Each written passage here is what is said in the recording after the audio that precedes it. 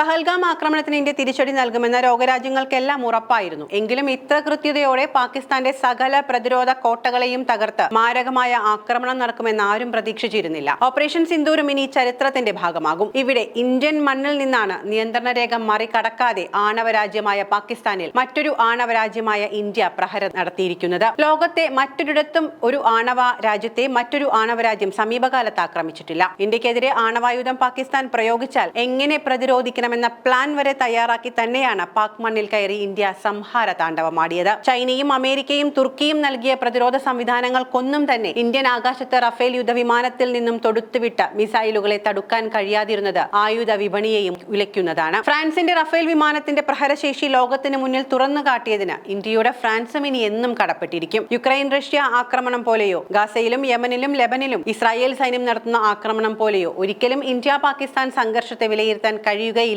എന്ന് തുറന്നു കാണിച്ചിരിക്കുകയാണ് നമ്മൾ. പഹൽഗാമിൽ ഭീകരാക്രമണത്തിന് നേതൃത്വം നൽകിയവരെ തിരഞ്ഞു പിടിച്ചാക്രമിച്ച ഇന്ത്യ നിസാരമല്ല എന്ന് ലോകരാജ്യങ്ങൾ നിസ്സംശയം സമ്മതിക്കുന്നു. യുക്രൈനും ഇറാനും ഇസ്രായേലും ഒന്നും ആണവ രാജ്യമല്ല എന്നതും ഈ ഘട്ടത്തിൽ നാം ഓർക്കേണ്ടത് തന്നെയാണ്. അതുകൊണ്ട് തന്നെ ഓപ്പറേഷൻ സിന്ദൂറും ചരിത്രത്തിന്റെ ഭാഗമായി കഴിഞ്ഞു. 9 ഭീകര കേന്ദ്രങ്ങളാണ് തകർത്തതെന്ന് ഇന്ത്യ ഔദ്യോഗികമായി പ്രഖ്യാപിച്ചപ്പോൾ 23 സ്ഥലങ്ങളിൽ ആക്രമണം നടത്തിയതായാണ് പാക് സൈന്യം സ്ഥിരീകരിച്ചിരിക്കുന്നത്. പാക് സൈന്യത്തിന്റെ ഒരു യുദ്ധവിമാനവും ഇന്ത്യൻ സൈന്യത്തിന്റെ ആക്രമണത്തിൽ തകർന്നതായാണ് റിപ്പോർട്ടുകൾ. പഹൽഗാമിൽ ഭീകരാക്രമണത്തിന് നേതൃത്വം നൽകിയവരെ സ്വപ്നത്തിൽ പോലും ഞെട്ടിക്കുന്ന ആക്രമണമാണ് ഇന്ത്യ നടത്തിയിരിക്കുന്നത്. കൊടും ഭീകരനായ ജെയ്ഷെ മുഹമ്മദ് സ്ഥാപകൻ മസൂദ് അസറിന്റെ 14 കുടുംബാംഗങ്ങൾ ഉൾപ്പെടെയാണ് ഇന്ത്യൻ സൈന്യത്തിന്റെ ആക്രമണത്തിൽ കൊല്ലപ്പെട്ടിരിക്കുന്നത്. സാധാരണക്കാരായ പാവപ്പെട്ട ഇന്ത്യയിലെ ജനങ്ങളെ കൊന്നൊടുക്കാൻ ചാവേറുകളെ പറഞ്ഞുവിട്ട മസൂദ് അസറിന് ഈ ജീവിതത്തിൽ കിട്ടാവുന്നത് വെച്ച് ഏറ്റവും വലിയ പ്രഹരമാണ് ഈ ലഭിച്ചിരിക്കുന്നത്. കണ്ണീരിന്റെ വില ഇപ്പോൾ മസൂദ് അസറും അറിഞ്ഞിട്ടുണ്ടാകും. ചുരുങ്ങിയത് 100 പേരെങ്കിലും കൊല്ലപ്പെട്ടിട്ടുണ്ട് എന്നാണ് പുറത്തുവരുന്ന കണക്കുകൾ,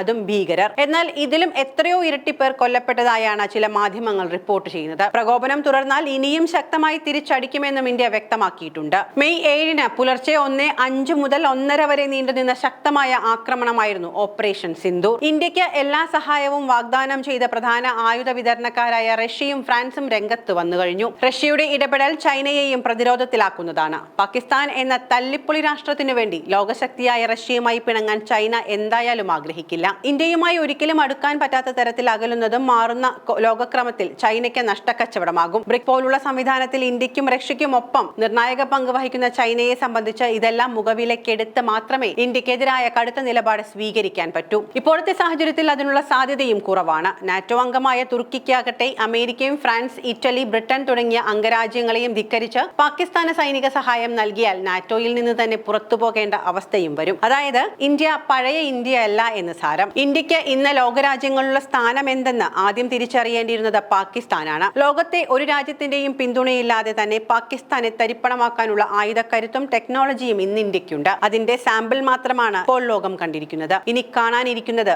അതിലും എത്രയോ മീതെയാണ്. അതാകട്ടെ ഒരു യാഥാർത്ഥ്യവുമാണ്. ഇന്ത്യ പാക് യുദ്ധത്തിന് മുന്നിൽ കണ്ടുള്ള സകല തയ്യാറെടുപ്പുകളും ഇന്ത്യ ഇതിനകം തയ്യാറാക്കി കഴിഞ്ഞിട്ടുണ്ട്. ഇനി യുദ്ധം വേണമോ വേണ്ടയോ എന്ന് തീരുമാനിക്കേണ്ടത് പാകിസ്ഥാനാണ്.